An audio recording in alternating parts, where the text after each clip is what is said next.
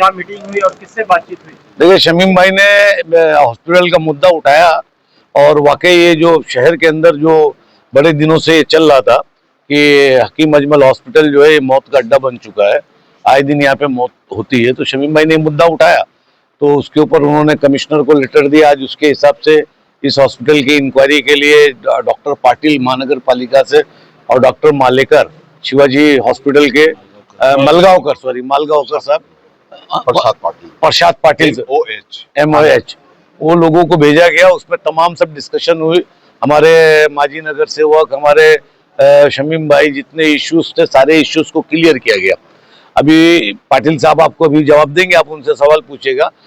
बात बहुत तरीके से रखी गई और जो यहाँ पे हॉस्पिटल की माल प्रैक्टिस थी, जिस तरीके के इश्यूज थे, कुछ उस इश्यूज में हम कंफ्यूज थे, जो अक्सर हमारे ऊपर लोग कमेंट्स करते थे कि केयरलेस पूरा है, नहीं उसमें भी कुछ योजनाएं हैं, वो बताएंगे वो आपको। तो काफी बातचीत हुई, मौत के ऊपर बात हुई और जो इन्होंने गलत किया है इसके ऊपर इंक्वायरी बैठी है और उन्होंने कहा कि उसके ऊपर हम इंक्वायरी करेंगे। तो ये बहुत दिन से मुद्दा चल रहा था। ये एक अच्छा इशू शमीम भाई ने उठाया और इस पे हर तरीके से उनसे जवाब लिया गया है और उनको कुछ दिन का टाइम दिया गया है कि या तो आप अस्पताल सही तरीके से चलाओ, या जो आपकी कंपनी है, कौन सी कंपनी है, प्लेटिनियम, अगर आपको राज्य सरकार पैसा नहीं दे रही है, आपका जो नुकसान हो रहा है उसकी बातें आप वहां करो, यहाँ पे कुछ नहीं। यहाँ पे दवा मिलना चाहिए, यहाँ पर जो अगर उसका पेपर्स पूरा है तो उसको पूरी फैसिलिटीज मिलना चाहिए। महात्मा ज्योतिबा फुले की उससे मिलना चाहिए, सेंट्रल से मिलना चाहिए। जो हमारी महानगर पालिका 20% देती है उसके अंदर जो आता है केंद्र में, उसको भी मिलना चाहिए। तो ये लो एक और उदाहरण आपको मैं दे रहा हूँ। ये लो, एक मिनट, थोड़ा जगह दे इनको। एक हफ्ते से दौड़ रहे एडमिशन के लिए। लो, मैं 4 हफ्ते से घूम रहा हूँ। वो 2 नंबर पे डॉक्टर है ना, वो बोलती इस केस में कुछ भी नहीं, बच्चा सब फाइल फेंक रही है। 11,000 आप रुकिए, एक सर हम अभी आ रहे हैं, रुकिए आप भाई साहब कुछ जाइए मत, आप रुकिए। हाँ, मैनेजमेंट की बदलने की बात की। हमारे साजिद भाई ने कहा कि मैनेजमेंट बदल दो। बहरहाल जिसपे हर तरीके से बात हुई है, हमारे भी कुछ चीजें नहीं समझ में थी। जिस महिला की मौत हुई है उस महिला के परिवार का कहना है कि उसे डायरेक्ट जो इमरजेंसी में लाया गया था। बिल्कुल नहीं, बिल्कुल उसमें नहीं, उसमें उनकी गलती हुई है, उसकी इंक्वायरी है बैठेगी। और 6 डॉक्टर की कमेटी, सुनिए, 6 डॉक्टर की कमेटी बैठेगी जिसमें सिविल हॉस्पिटल के डॉक्टर्स रहेंगे, थाना अपना शिवाजी के हॉस्पिटल रहेंगे, ऐसे 6 डॉक्टर बैठेंगे और जो डॉक्टर वो रिपोर्ट देंगे कि इसमें नेग्लिजेंसी जो हुई है और जिस वजह से मौत हुई है उसके ऊपर कार्रवाई होगी। जो डॉक्टर यहाँ पर अपॉइंट किए गए बताया जा रहा है वो डॉक्टर भी यहाँ भी नहीं रहते, उसकी लिस्ट, उसकी नए तरीके से लिस्ट दी जाएगी और वो लिस्ट को उजागर किया जाएगा। इसके अंदर ये बातें हुई है। शमीम भाई का कहना, आपका कहना है कि जो लिस्ट दी गई है क्या वो लिस्ट फर्जी है? को लेकर क्या क्लियरिफिकेशन हुआ है? यहाँ पर डॉक्यूमेंट को लेकर अक्सर इशू होते हैं। डॉक्यूमेंट्स के अभी डॉक्टर आएंगे, वो बताएंगे जो चीजें उनमें कमी थी, जो चीजें हमको भी नहीं मालूम थी, मैंने कहा वो चीजें भी हमको मालूम पड़ी। कुछ डॉक्यूमेंट्स के मामले में बात हुई, लेकिन ये है कि शमीम भाई ने बहुत कायदे से बात रखा है। अब वो बता देंगे डिटेल से तो अच्छा रहेगा। आज हमारे भाई एक्स राज्य मंत्री सैयद अशरफ भाई साहब के क़यादत में हम तमाम पार्टी के माजी नगर सेवक, हमारे पार्टी के तमाम संगठन के लोग, हम लोगों ने आज हकीम अजमल हॉस्पिटल का विजिट किया। इसका मुख्य कारण ये था कि 29 तारीख को हमने जाकर के यहाँ के आयुक्त महोदय से मुलाकात की थी और उन्हें मुमरा यानी ये जो हकीम अजमल हॉस्पिटल है, यहाँ पे जो जो प्रॉब्लम्स है उसको लेकर के टोटल हमारे 7 पॉइंट थे। हमने उनके सामने 7 पॉइंट को रखे थे। उन्होंने तुरंत जो MOH हैं मिस्टर प्रसाद पाटिल सर, उनको उन्होंने आदेश दिया था भाई साहब कि 7 दिन के अंदर मुझे इसकी पूरी जांच चाहिए, 7 दिन के अंदर मुझे पूरी इसके बारे में मालूमात चाहिए। इस तरीके का आयुक्त महोदय ने तुरंत इस बात को गंभीरता से लेते हुए उन्होंने आदेश दिया था।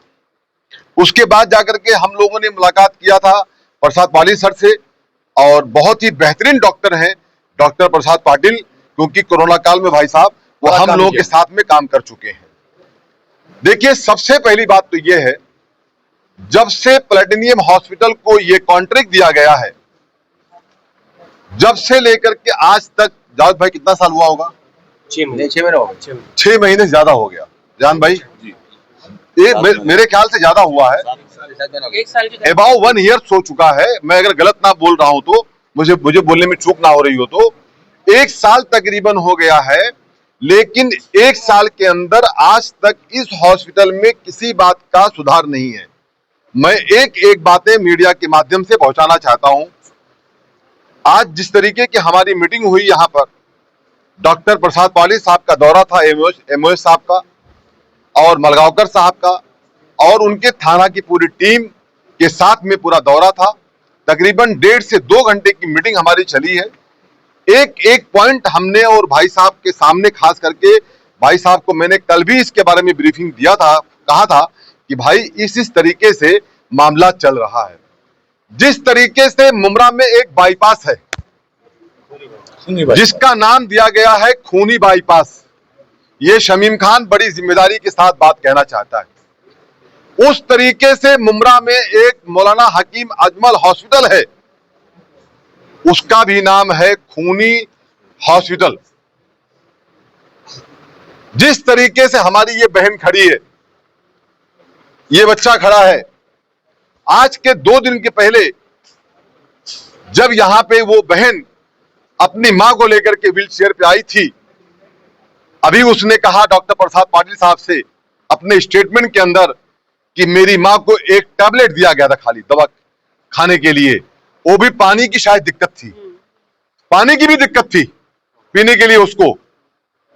उसके बाद वो मां का 3.5 घंटे के बाद देहांत हो गया, इंतकाल हो गया। इसके पहले भी बहुत सारे केसेस ऐसे हुए जिसमें ये सबसे पहली बात यह है कि ये कहते हैं जब कोई पेशेंट आता है तो पेशेंट को सबसे पहले ओपीडी में लेकर के, कैजुअलिटी में लेकर के उसका ट्रीटमेंट होना चाहिए। मालगांवकर साहब से पूछा हमने, वो बोले शमीम भाई कलवा शिवाजी में सबसे पहले ट्रीटमेंट चालू किया जाता है, लेकिन यहां पे ऐसा नहीं होता है।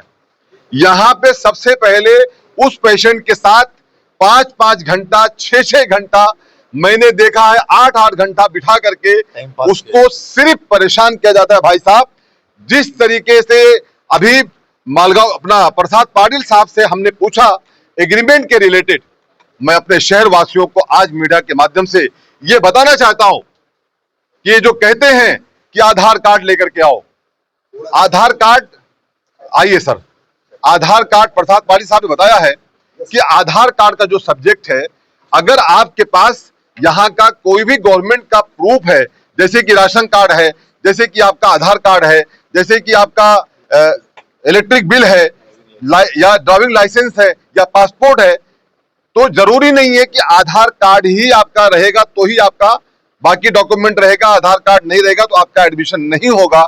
इस तरीके की बातें हुई है। जैसे कि अभी शमीम भाई ने बताया, इन्होंने कमिश्नर सर से मुलाकात करके एक कंप्लेंट लेटर दिया था, उसमें कुछ लगभग 7 पॉइंट्स थे। और अभी आप अंदर थे, डॉक्टर पॉल भी जो प्लैटिनियम के चीफ है, आपकी उनकी मीटिंग हुई, इनकी भी मीटिंग हुई, तो काफी सारे मुद्दों पर बात हुई सर। तो एडमिशन प्रोसेस के लिए अत्यावश्यक क्या है? नागरिकों ने मुमरा कौसा के हो, कलवा के हो, दीवा के हो, शील फाटा, कल्याण फाटा, जो हमारे ठाणे मनपा का क्षेत्र है, तो उनके नागरिकों को यहाँ आकर के इस अस्पताल की सुविधा हासिल करने के लिए कौन से डॉक्यूमेंटेशन देने चाहिए sir, as per agreement of platinum and TMC? Yes, good question. कई सारे बातें हुई, सब लोगों के साथ सारे डिग्निटरीज भी थे, कई सारी गलतफहमियां भी है, कई सारे मिसकंसेप्शंस है, बहुत सारे गैप्स में भी हम लोगों ने देखे हैं कि बाबा कई चीज़ें जो इजीली हैंडल हो सकती थी वो नहीं हो पा रही है। वो डॉक्टर का मसला हो, चाहे कम्युनिकेशन का मसला हो, कि पेशेंट्स के रिलेटिव को सारी बातें बताई जाए, कैसी तरीके से बताई जाए, पेशेंट्स के बारे में अगर इंफॉर्मेशन किसी समाज सेवक से आती है या फिर कोई भी और डिग्निटरी से आती है तो उनको कैसे इंफॉर्मेशन दिया जाए, इन सारे मामलों में गैप्स अवेलेबल है। ठीक है, तो अभी हमारा उनके साथ में ये सारी बातें होंगी, ये सारी चीज़ें हम रिटर्न में भी देंगे उनको। ऐसा नहीं है कि बस हवा में बात हो गई और सारा चीज अपने आप हो जाएगा, ऐसा नहीं होगा। सबसे बेस्ट और सबसे इम्पोर्टेंट चीज यहाँ पर यह है कि जब भी एडमिशन होगा एग्रीमेंट के हिसाब से, ये हॉस्पिटल किस लिए बना है, ये हॉस्पिटल मुमरा कौसा वाले लोगों के लिए बना है। तो एक सबसे बड़ी योजना है गवर्नमेंट की, स्टेट गवर्नमेंट की और केंद्र शासन की भी, MJPJY, जिसमें महात्मा ज्योतिबा फुले योजना है, जिसके अंतर्गत अगर कोई भी पेशेंट ये स्कीम के अंतर्गत बैठ रहा है तो उसका ट्रीटमेंट यहाँ पे फ्री में होगा।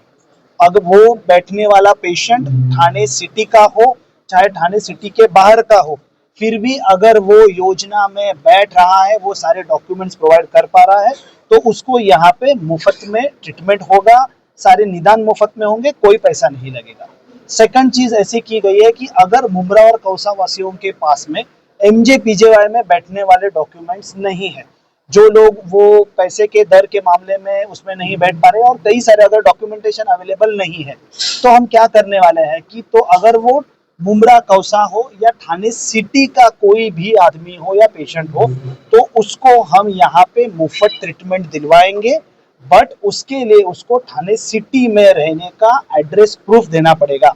एड्रेस प्रूफ में कोई भी डॉक्यूमेंट, छोटी पर्ची किसी ने लिख के दिया मैं यहाँ पे रहता हूँ, रेंट एग्रीमेंट हो, ये वैलिड नहीं है।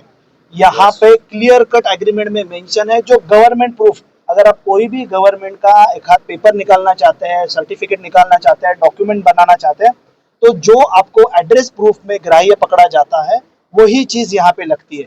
तो यहाँ पे सिर्फ आधार कार्ड चाहिए और आधार कार्ड के बगैर एडमिशन नहीं होगा, ऐसे नहीं होगा। एड्रेस प्रूफ में आपके पास में लाइसेंस है, कार लाइसेंस है, आपके पास में पासपोर्ट है, आपके पास ड्राइविंग लाइसेंस है, आपके पास में आधार कार्ड है, आपके पास में वोटर ID कार्ड है जिसमें आपका फोटो और जिसमें आपका एड्रेस मेंशन है, वो हर एक सरकारी डॉक्यूमेंट यहाँ पे वैलिड होगा। ये हम लोगों ने ऑलरेडी आज वर्बली यहाँ के जो हॉस्पिटल संभालने वाले चीफ है उनको बताया है। ये सारी बातें उनको या हमारे जितने भी यहाँ के पूर्व नगर सेवक है या फिर जितने भी समाज सेवक लोग हैं, इनको बताने से इनफ नहीं होगा, ये हमें लोगों में भी फैलाना होगा। तो जैसे ये सारी चीजें हम लोग डॉक्यूमेंट करेंगे, हम लोग सारी की सारी चीजें एज अ हेल्थ डिपार्टमेंट की तरफ से हमारे कमिश्नर सर को ये सारी ब्रीफ देंगे, ऑन पेपर रिटर्न में सारे ब्रीफ देंगे, तभी ये यहाँ पे भी इम्प्लीमेंट करेंगे। यहाँ पे नीचे अलग से बोर्ड भी लगाएंगे कि क्या डॉक्यूमेंट वैलिड होंगे, क्या डॉक्यूमेंट के साथ में आप एडमिट हो सकते हैं, क्या डॉक्यूमेंट के बिना आपको यहाँ से कलवा हॉस्पिटल में रेफर होना होगा। कुछ चीजें आपको भी समझनी होंगी कि कुछ चीजें सारी की सारी एक ही अस्पताल, एक ही डॉक्टर नहीं मैनेज कर सकता। जो चीजें हमें यहाँ पे दिख गई है कि थोड़ा सा कम्युनिकेशन गैप है, अच्छे से पेशेंट से बात नहीं हो पाती है, या फिर जो भी पेशेंट्स के रिलेटिव में समाज सेवक पूछने के लिए आते हैं उनके यहाँ पे इंफॉर्मेशन दी नहीं जाती है, ये सारी चीजों पे कुछ ही दिनों में सुधार आएगा।